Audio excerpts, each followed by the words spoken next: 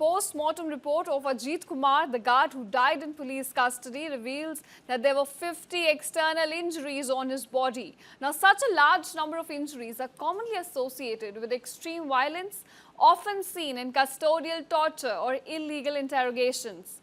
Now, the post-mortem also revealed that there were about 12 abrasion injuries, superficial injuries such as scrapes, scratches or friction marks on the skin. And the presence of these abrasions in multiple location viewers suggests that the body may have been dragged or that the individual struggled while being restrained. And there were several bruises also on the body, and these injuries indicate nerve compression and also blunt muscle trauma at the site of impact. Now, internal pattern of bruises also shows multiple impacts beneath the surface, and this further suggests repeated blows to the same area, indicating systemic and targeted assault, which is a hallmark of torture, viewers. Now, the injuries in the report appear from various angles, implying that they may have been inflicted using different tools such as iron rods, plastic pipes or even rubber weapons. I want to emphasize on this, viewers, injuries reflect that they were inflicted using different tools such as iron rods, plastic pipes or rubber weapons. And the whole report now raises the possibility that the victim was restrained while being assaulted by multiple individuals from different directions. And there's also a piercing injury in the center of abdomen. The injury was likely caused by inserting a rod or object into the abdomen. Now, there's a strong possibility that it penetrated the internal organs such as the intestines, and this type of wound is potentially fatal. So, this could have also caused the death. Now, the post-mortem report also indicated blow to the forehead and internal bleeding in the skull. This is a very crucial observation here in the post-mortem, as it could also be a direct cause of death. Now, the post-mortem highlighted that the victim had cigarette burn marks as well, which further indicates torture at the hands of policemen. Now, the post-mortem also says that there is strong evidence of severe custodial torture, unlawful interrogation or a premeditated murder. Very crucial report now coming to the fore, highlighting how many injuries did the victim have in the case. You know, the crucial details now coming out from the post-mortem report.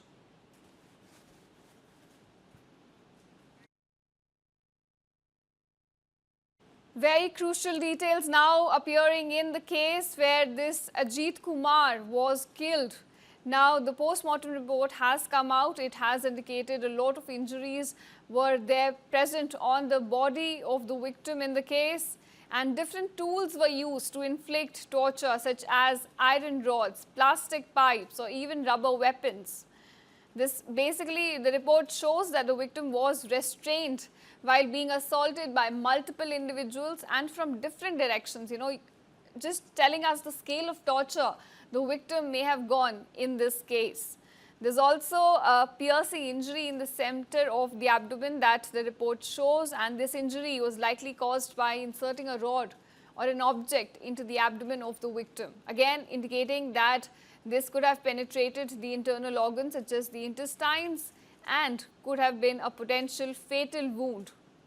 Now, the report also indicated blow to the forehead and internal bleeding in the skull. Crucial observation made in the report showing that this could have been a direct cause of death in this case. Now, so many details have emerged from the post-mortem report showing that this was not, this was a premeditated murder as well. Now, to discuss this further, I am being joined by my colleague Thoya Jakshi. Thoya Jakshi, thank you for joining us. I want to begin by asking you, so many crucial details have now emerged in the case showing us the extent of brutalities which were carried out. Help us walk us through these details and understand, how this would now lead to this case building up.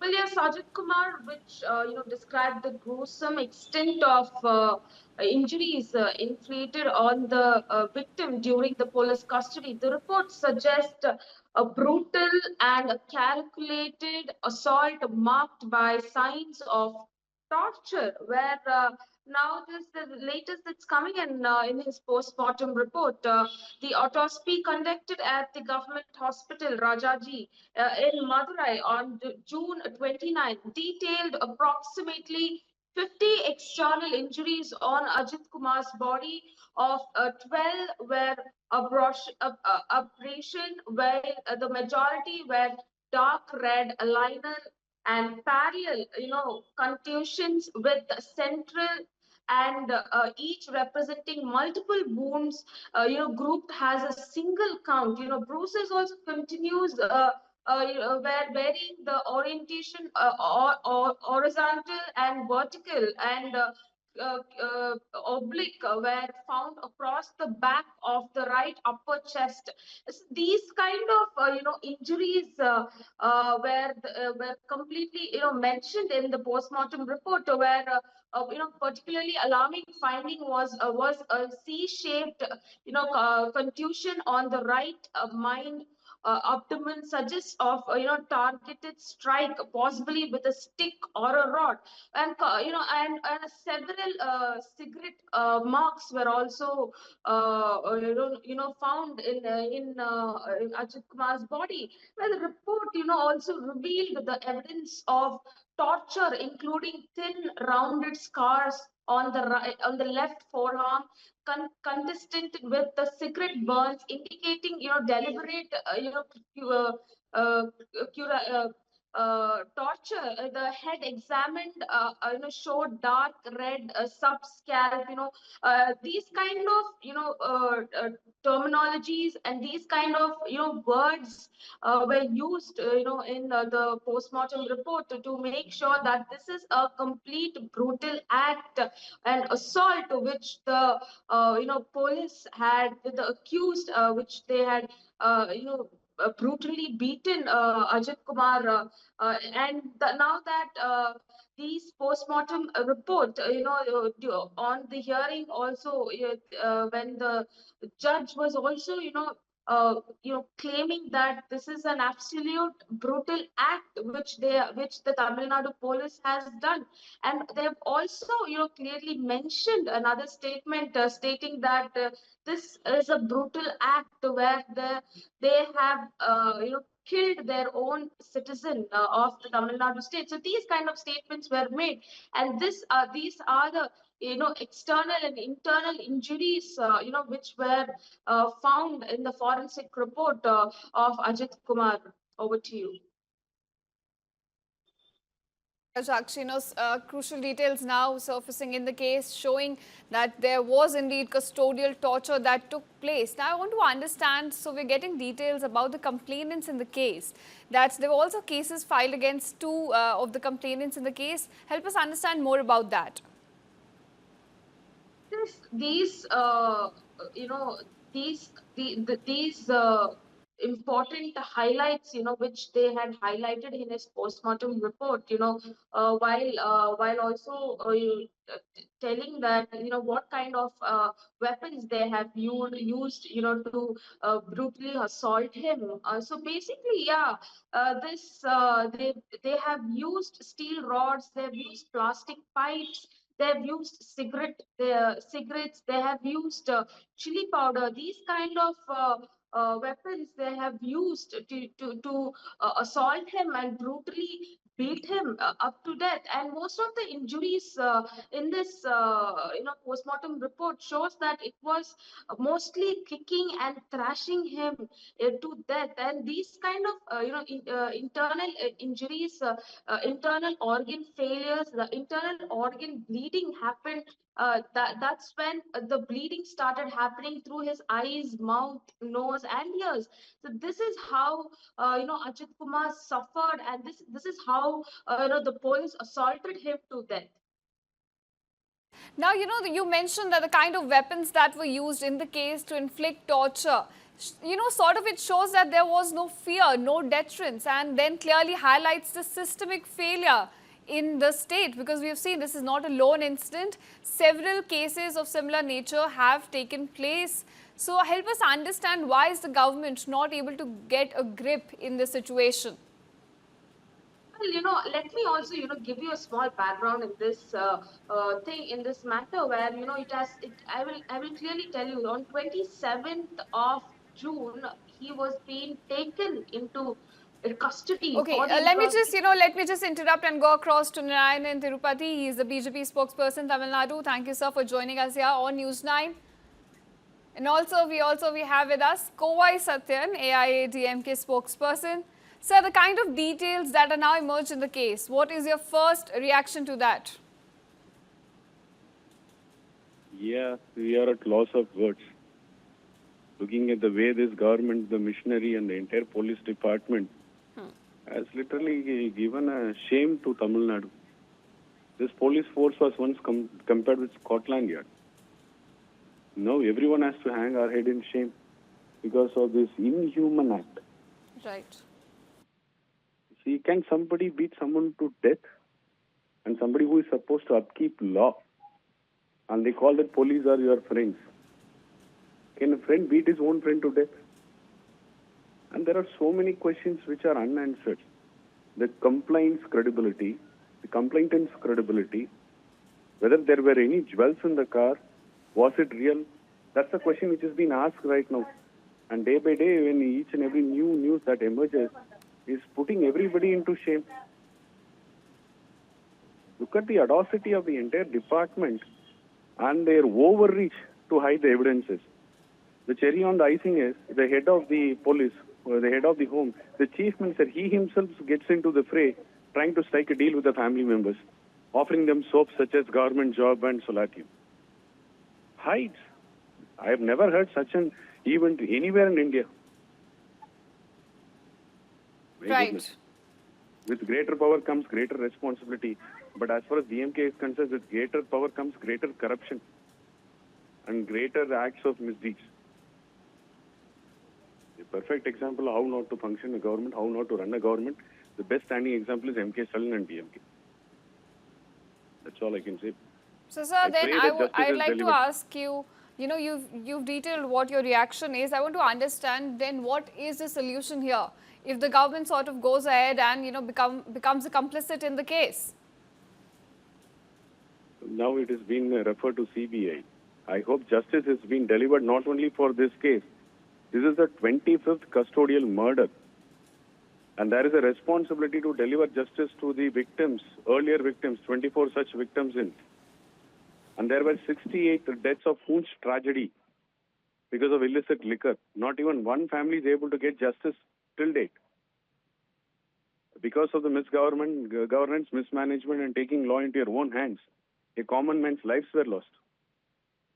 Should there be a transparency and should there be a responsibility and accountability? That's what people look forward for.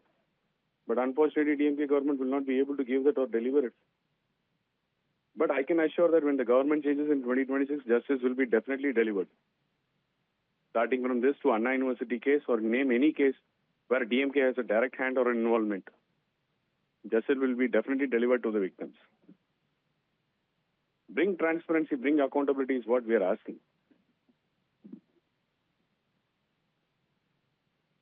Thank you so much for joining us here on News9 and helping us understand what your reaction is to these details.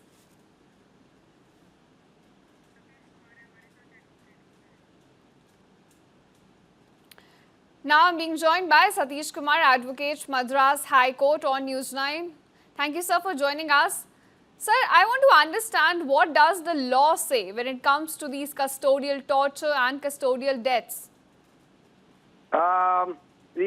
Especially this is cannot be a lock-up death, it's custodial death only. And the police officers, they were not in a uniform and was not taken a proper place to the station or something like that. He was taken to some other the outside places. These are all reported, and especially considering the this custodial death, already according to our understanding, already initially 5 the officers who are named as officers have been arrested, and now even the 6th person also got arrested. That is the information we got so far. And even the complainant has been now given someone to appear before the police also. And the matter is going so seriously before the Honorable High Court here. And also among the people, it's created a lot of sensation. And the brutality of the police came to light. But this type of brutality of the police on many cases is quite common, especially in the down south of Tamil Nadu, in the semi-urban and rural areas. the approach of the police towards the so-called accused, whether they're really offenders or not, they're criminals or not. But the approach of the police will be like that. Only this is a common thing, and even a common man in Tamil Nadu knows about this. But it is quite surprising that when the government changes, the approach of the police also sometimes changes. When it also depends on the senior officials who are handling the matters, especially their own jurisdiction. So it differs from person to person also. Sometimes it's quite pathetic. But in this Ajith Kumar's case, the punishment it should be treated as a murder, and we cannot give any sort of concession to such a police officers in this matter. All right. Now, the kind of torture that has been revealed in the post-mortem report, the kind of weapons that were used by the police sort of shows that there was no deterrence. I want to understand, as far as legal aspect is concerned, what kind of regulations do we have to stop such heinous crimes from taking place? See, considering by seeing the post-mortem report, it's highly shocking and surprising that more than 44 external injuries, and there are many internal injuries. And especially they have used a cigarette and they use a chili powder. All these things have come out. Even in the private parts, they have given. The chili powders have been used, and even it is shocking that he was given even ganja. What we say is ganja here. That also has been given to him to bring out the truth, or maybe for some reasons it has been given to him. That shows how the conspiracy has happened among the police officers, and even his brain got attacked by such a brutal attack. So in case he would have been saved also alive, but still he would have been in coma only for years. So that itself was equal to death. So he was psychologically, even on the very first day itself, he was psychologically disturbed because of the heavy attack. And this postmortem report shows that the brutality of the police and the severe punishment has to be given, and we cannot consider this as an act of police. It's an act of goons only. It has to be considered, and because there's one clear thing as per law, there was no FIR or any complaint received before such incident took place. So in that case, when there is no FIR, no official authority has been given to them. So hence they will be treated only as murderers and not as police officers or any as SAT team. So if there is an FIR duly registered, if there is a CSR and preliminary inquiry has been conducted in the police station, then if any incident happens subsequently, that can be considered to some extent as a part of investigation. There was not even one senior investigating officer who conducted the inquiry. All these low-level police officers who are the ex-constable range only, they have handled it like this. So this cannot be considered as an act of the public officers. It will be considered only as an act of a private public who are all in the uniform, and they should be considered only as a murderers, assassins, and not as police officers under any inquiry or investigation. Mr. Kumar, for joining us here. Now let me bring back my colleague Thoya back on the story. So Thoya, the kind of details that have now emerged in the case, internal injuries being reported, 12 abrasion injuries and intestines getting affected. I want to understand, with these kind of crucial details now emerging, how the case would proceed further.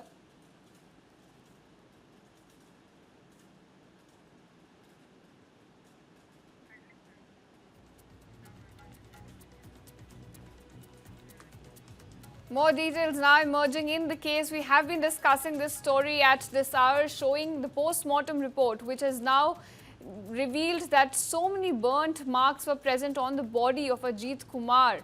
Not just burnt marks, but also showing us that so many weapons such as rubber rods, plastic pipes were used to inflict torture on this man.